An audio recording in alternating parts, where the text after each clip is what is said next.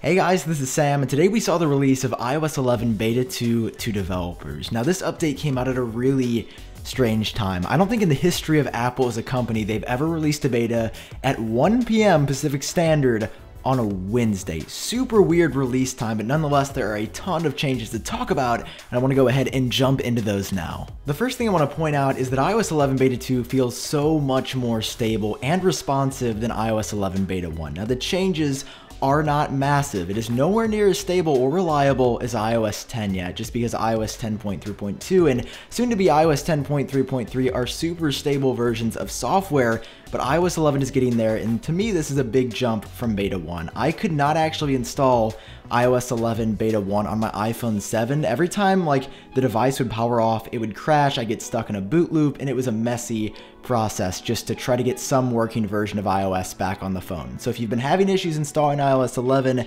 try it again. It seems like it's getting a little bit better, and you can definitely see in the video that it does look a little bit more responsive than iOS 11 Beta 1. Another big change in iOS 11 Beta 2 that I didn't really notice at first was that haptic feedback is a lot more prevalent in iOS. So whenever you enable a toggle now, you'll feel haptic feedback every time. When you pull the refresh, your device is going to vibrate, I believe on the iPhone 6s and for sure the iPhone 7 and the iPhone 7 Plus, but it's a really nice touch. And there's also this new chirp sound that sometimes accompanies the toggles or the pulls to refresh, and it sounds like this.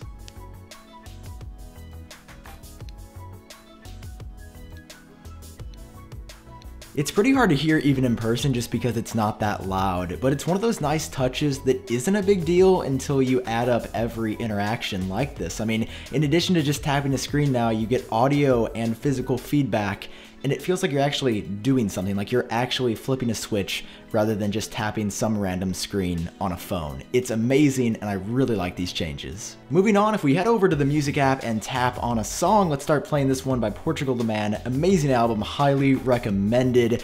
We can tap on this option down here at the bottom of the screen for AirPlay or our audio control options, and we get this really good looking UI now. It's very similar to Control Center if you've seen that new audio player UI there. It's almost a one-to-one copy, but it just looks super smooth. You can change it to play audio on your iPhone or your Apple TV, or if you're using AirPods or some kind of Bluetooth headphones, or headphones in general with your phone, you can tap on any of these options to control whether the audio plays out of your iPhone speaker or your Apple TV or any headphones that you've got connected. It's super useful. Searching music in iOS 11 Beta 2 also looks a little bit different. So now instead of just generally searching for a band or a song, it'll say search in people, search in albums, or search in songs as well. Moving on to the Messages app, this one could be a bug, but it's also kind of a cool change as well. So let me know what you think about this and everything else you see in this video down below. And while you're at it, hit like if you're excited for iOS 11. Moving on to this change in the iMessage send effects section, which you can access by 3D touching on that blue arrow right when you're about to send a message. Tap on screen. Here you've got a new effect called Echo that was added in iOS 11 Beta 1, but in Beta 2, all the bubbles in the background are appearing orange instead of blue. Now in Beta 1, I tested this and the bubbles were blue, so it looks like they changed it to be a different color this time around, which I think looks nice because it's kind of a messy effect in general, and it makes a lot of things hard to see if the main message is blue in addition to everything else. So I kind of like this change, but it could be a bug as well. If you launch up the Clock app in iOS 11 Beta 2, you'll notice at the very bottom of the screen, the tab bar looks a little bit different. They've redesigned these icons to be much bolder, and I'm really hoping and praying that this change makes its way across the entire operating system and it's not just the Clock app.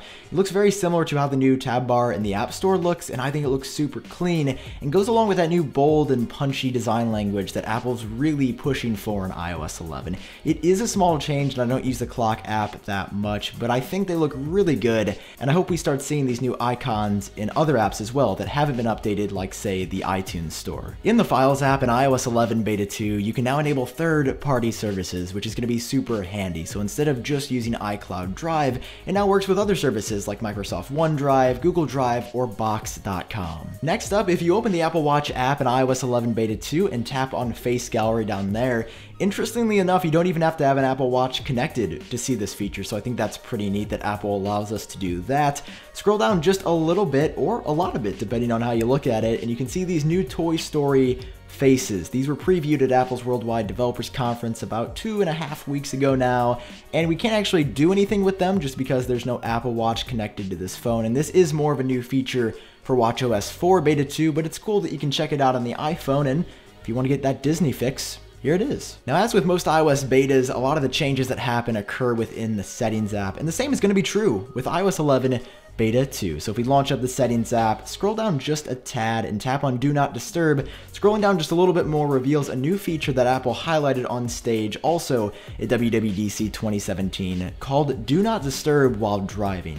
I think this is a really interesting feature that should keep you safer while on the road. What it does is prevent any notifications from lighting up your screen while you're driving. Very similar to theater mode on the Apple Watch. You've got options to activate it automatically or manually, which is crazy. Like, the iPhone will know when you get in your car and automatically prevent notifications from popping up and distracting you while you're driving. So it should make your driving habits a lot safer.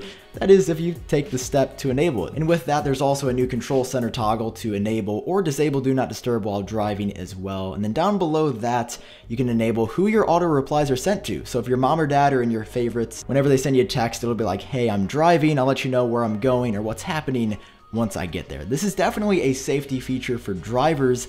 I want to try it out because I think it's cool, and hopefully it will keep a lot of people much safer on the roads. Jumping over here to Control Center settings, in iOS 11 Beta 2, this looks just a little bit different. In Beta 1, your customization options were right here on the main page. Those have now been moved to their own separate tab. So tap on Customize Controls, and you've got pretty much the same options that you had here before. They've just been moved, so it takes an extra step to get to them. The last change that I'd like to point out in the Settings app in iOS 11 Beta 2 is really hidden inside. So if you tap on Settings, Safari, Advanced, there's a new option all the way inside of here called Experimental Features.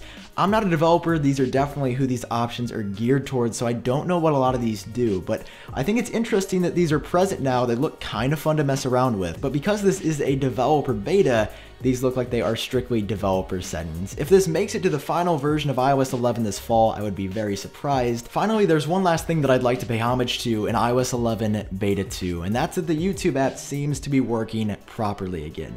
Now, I have seen some people report that it is still a little bit glitchy, but if you never used it in Beta 1, then you are very lucky. The navigation bar at the top did not work, so there was really no way to search unless it glitched back in and you couldn't upload from your phone, you couldn't view your channel. None of that at the top ever worked. And it was really annoying because obviously YouTube is a big part of my life, and I'm sure it's a big part of your lives as well. So if you were afraid to update because of that, it looks like it's working a lot better now, and I was very excited to see that change. Now, after this video goes live on YouTube, if more changes are discovered, I'll be sure to update the blog post on my website. And if you're interested in getting the iOS 11 wallpaper, you can do that by using one of the first 2 links in the description as well. If you enjoyed this video, it would really help me out if you hit that like button. And of course, if you're interested in more iOS 11 videos in the future, hitting subscribe as well. I've been Sam, I hope you're doing great, and I will talk to you later.